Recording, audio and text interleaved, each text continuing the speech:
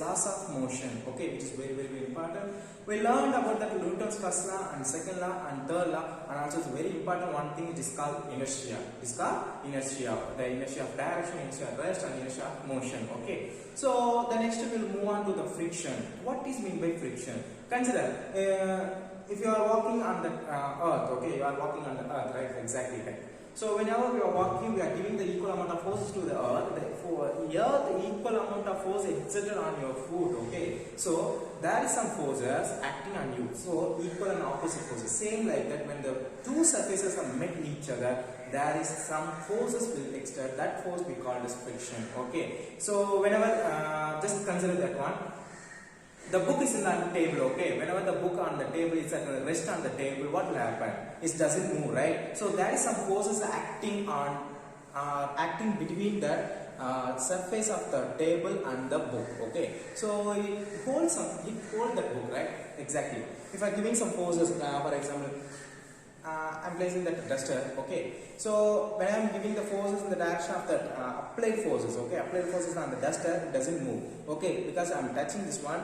There is some forces, that friction forces will be acting on these directions. So opposite to that applied force, so it doesn't move, okay. I'm giving that more amount of forces against that friction, then only it can move, okay. So for example, consider there is a table, okay. If I am having the book on the table, if I am giving the force, that the force is called external forces. The external forces doesn't move that object, okay, which will be equal when it's equal to that friction force. The friction force is always acting in that direction, opposite to the applied force. So the static friction force, that's two type of frictions. First one is called static friction and second one is called kinetic friction. So that static friction always opposes the motion. That means it's not a motion, opposes the force, okay. So what will happen? It doesn't allow the object to move, okay. Whenever you are applying that force more than that static friction, more than the force of the static friction, then only it can slide, okay. So whenever you are applying the forces parallel to the surface on which object has rest, the surface exerted at the exactly and equal and opposite force that on the object is resist the motion and tries to keep the object at rest, okay. It implies that the external force must be greater than that frictional force. External force must be greater than that frictional force. Then only the object will be move or slide on the surface, okay. So what will happen? That friction force is always lies between 0 to 0 is lesser than or equal to the static friction or lesser than equal to the mu s n, okay. Mu s n, n is the normal forces acting on the object and mu s is the coefficient of static friction. It depends upon the material, okay. It depends upon the surface of the material, okay. For example, if you are walking on the wet floor, what will happen? If you are walking on the dry floor, what will happen? Okay, so this depends upon the material, depends upon the surface of the material, okay. So this is called static friction. And if the object is at rest, there is no external forces applied on the object, that static friction acting on the object is 0, okay. So whenever there is no forces acting on that object, then static friction also will be 0. The static friction also will be equal to 0. Next one, if the object is at rest and there is an external forces applied parallel to the surface, the force of static friction acting on the object exactly equal to the external force applied. So that external static friction Fs will be equal to Fp, okay. Static friction will be equal to Fp. That means external force will be acting, which will be equal to the static friction,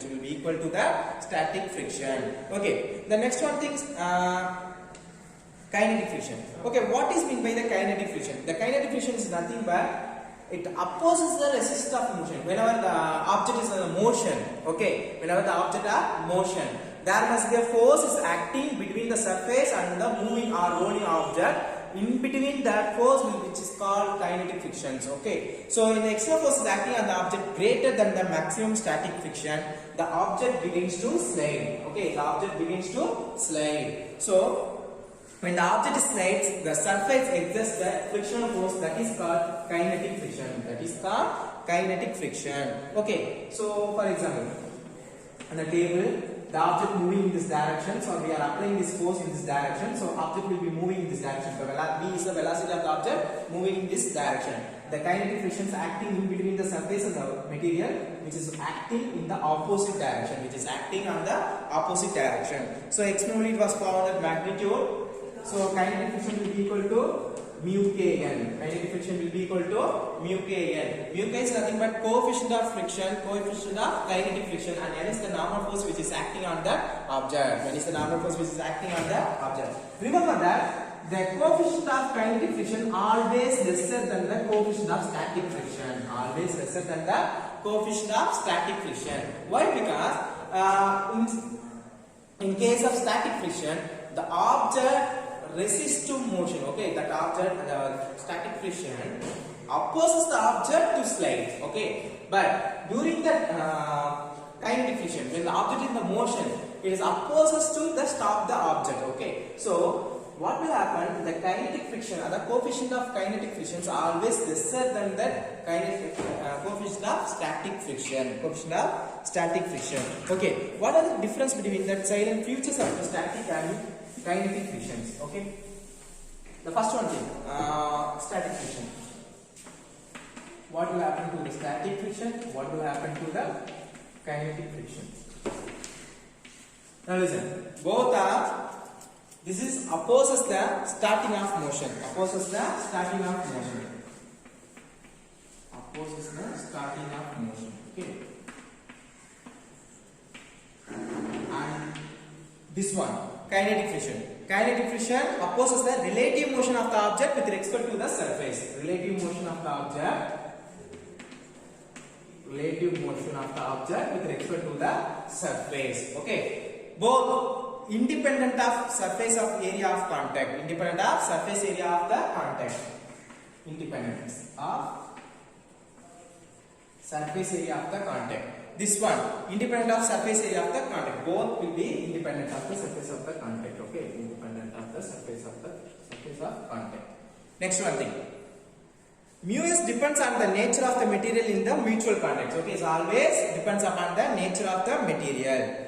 Depends upon the nature of the material and temperature here. Okay, because of the rolling motion, whenever the object is motion, okay, when you are rubbing the hands each other, it produces the heat energy, right?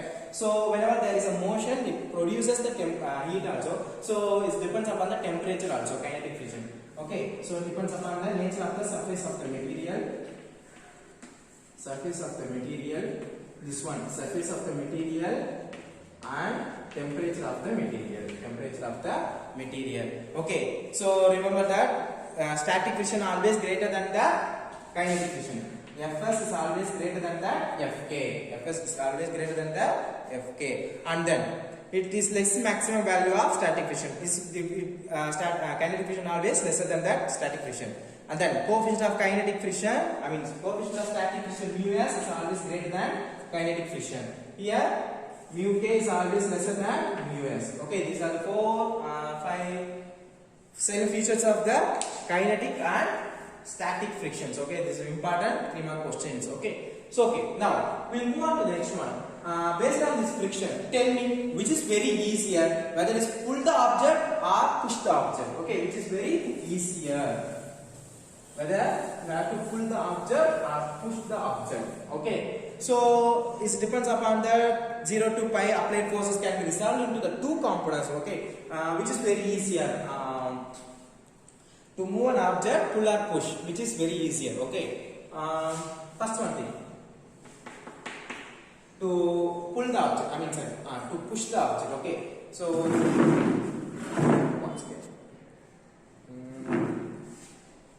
once again, when I have been holding the chair, okay, I think it's not possible to see you guys. When I'm applying the force or when I'm pushing the chair, what will happen? I'm applying the forces in the directions which is have the 2 parallel components. One is the cos theta component and the parallel components are sin theta. Okay, perpendicular component is cos theta and parallel component sin theta. So when I'm giving the force in the exactly in the vertical directions. Okay, so see, I have an object.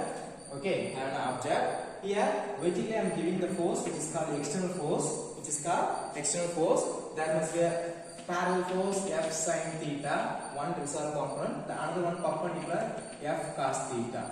Okay, now we know what is it, normal force exerted on, normal force will be equal to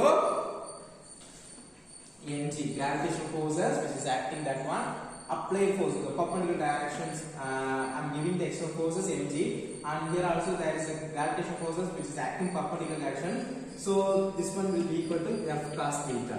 So the n push, okay, the normal push. When I am pushing that, there is an addition of forces will be acting. So it shows that we know that static friction Fs will be equal to mu s n. Then mu s, what is the n? mg plus F cos theta. mg plus F cos theta. So this shows that the greater force will be applied, because the static forces will be also acting on that. So it exerted the forces. So more amount of forces I have to give to push that object. Okay, the greater forces needs to apply to push the object into that motion. In case of pull the object, when I am pulling that object, that forces will be in the vertical but in the opposite directions. Okay, in the opposite directions. So what will happen? F cos theta will be acting in the opposite direction. So what will happen? Same object. Here I am giving the external forces like that. External forces will be acting in this direction. So here I have the F cos theta, perpendicular component which is acting above, and here I have the F sin theta. So what will happen? Normal force will be equal to pull will be equal to mg minus F cos theta. This is acting on the negative sign against the gravity. So mg minus F cos theta. So F static force will be equal to mu s times of mg minus F cos theta. So what will happen? It's required minimum forces. Forces to pull the object. Requires the minimum forces. Shows that normal forces is lesser than that push. Normal forces of pull is lesser than that push. So it is easier to pull the object than pushing. See, when I apply these forces, it will be never move back. With the single finger, I can pull this object. Okay, I can pull that object. Okay. Now, what is that angle of friction? Whenever the angle is increases, the friction will be decreases as we tan theta. Okay. So now listen. What will happen if the friction at angle of friction? We know that Fs will be equal to, for example, the object will be on this table. Okay, so there are two forces will be acting. What happened if the forces? Here I am having the external forces. We have the static frictional forces in this direction because applied forces will be acting in this direction. So static forces will be acting in this opposite directions. So here I have the normal. Here I have some angle theta. Here I have the R. Okay, what is the force exactly entered? So we know that R will be equal to root of Fs. That means y square will be equal to b square plus ab square, right? So resultant forces will be equal to n plus fs. So fs square plus n square. R I can write tan theta. Tan theta will be equal to opposite by adjacent. So opposite n divided by opposite will be s by n. Okay. So we know that what is the fs? Fs is nothing but mu s n divided by n. So n will be cancelled. So tan theta will be equal to n. So remember that the coefficient of static friction is equal to tangent of angle of friction. Okay. So tell me now, if I have the inclined surface, in this surface I have the mass. Okay, so now I have to find what is the angle of repose. Here I have the normal force and here I have the mg. Okay, so it is called mg cos theta. We can take it as mg cos theta, and here I have the f sin theta or mg sin theta. Here I have the static friction, maximum static friction. Okay, so mg cos theta, normal here I have the mg. Okay. So normal, we have to compare these forces now. So normal forces exerted on object which will be equal to n will be equal to mg cos theta. N will be equal to mg cos theta. Okay, so we know that the static friction force, maximum forces Fs will be equal to what is that? Mu s n. Mu s n, which is will be equal to mu s times of mg cos theta. Mu s times of mg cos theta.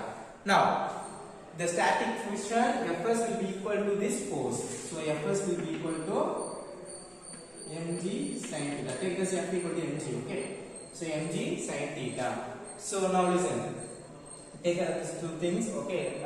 When you're taking the ratio, what will mg will be cancelled. So Fs divided by Fs maximum will be equal to mg sin theta by mg cos theta mu s.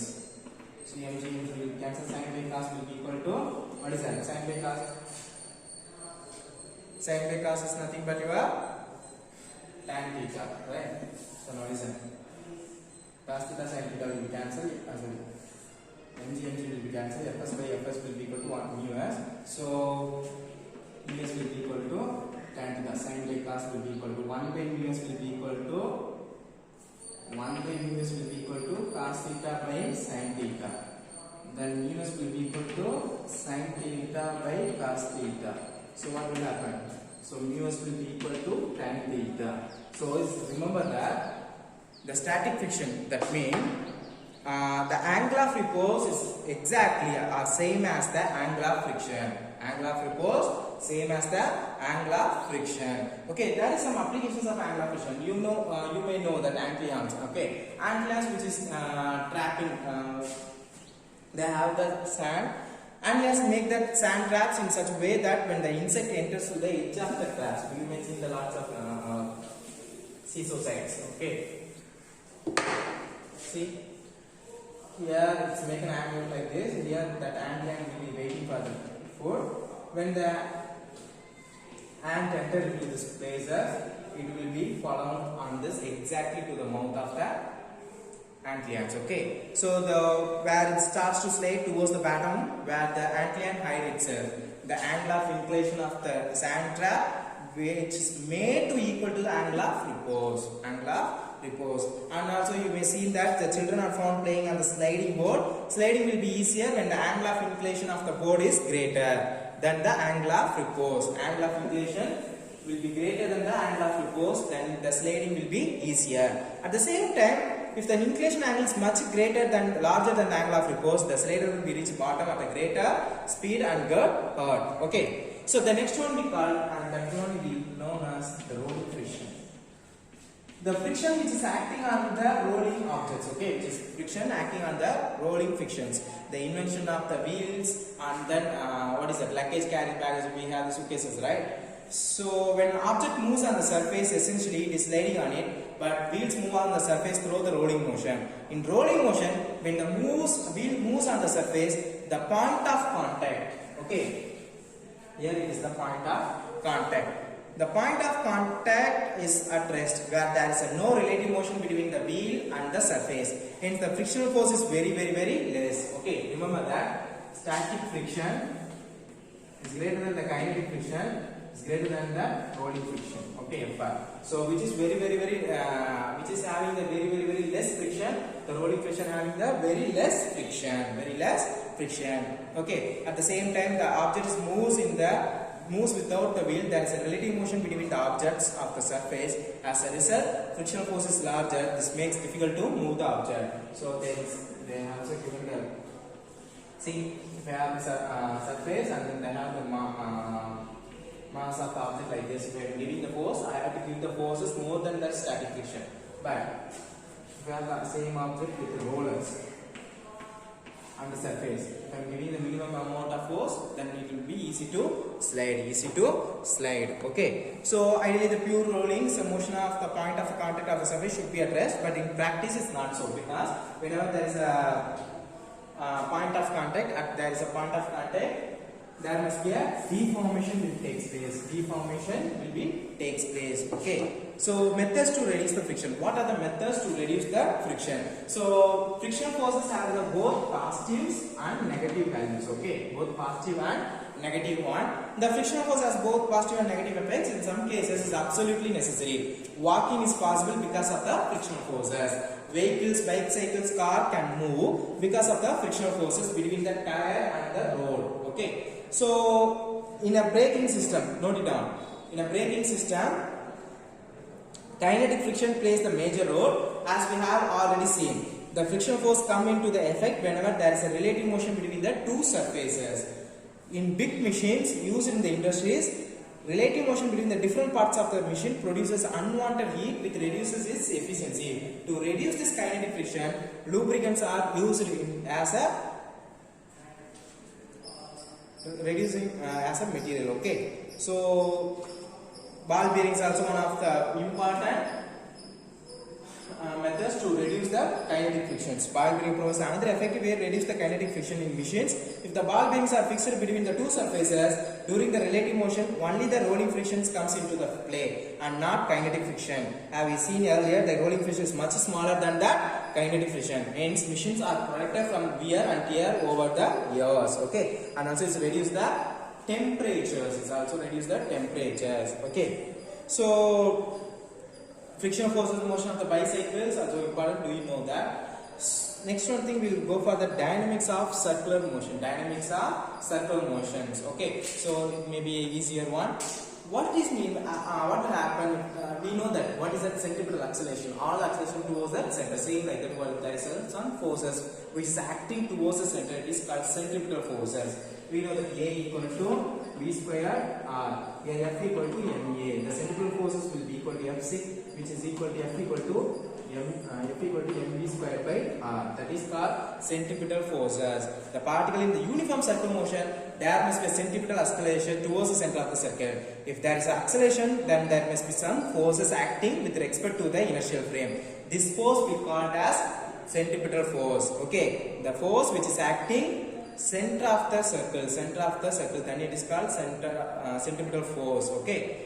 First, earlier centripetal force also is called gravitation. Compared with the other forces like gravitational forces or spring forces, but it can be said force toward the center. The origin of the centripetal force can be gravitational forces, tension in the string, and the frictional forces and pulling force, etc. In case of whirling motion of the stone tied into the string, the centripetal force on the particle is provided by the tension forces on the string. In circular motion, it is an amusement park. The centripetal force is provided by the tension in the iron ropes. Okay.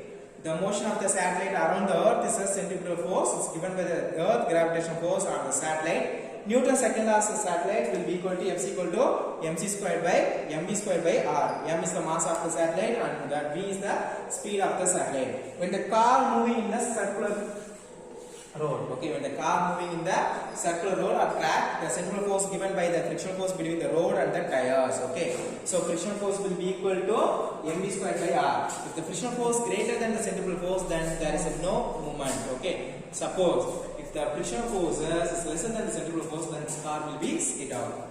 When the planets orbit around the sun, they experience the centripetal force toward the center of the sun. Hence, the gravitational forces which is acting and acts as a centripetal force on the planet. That's also important one thing. Okay, the next one thing we will see on that vehicles on the level circular road on the next class. Okay guys, remember that finish your classwork as soon as possible, and inshallah next week we will have the tests. Okay, thank you guys. Allah Hafiz.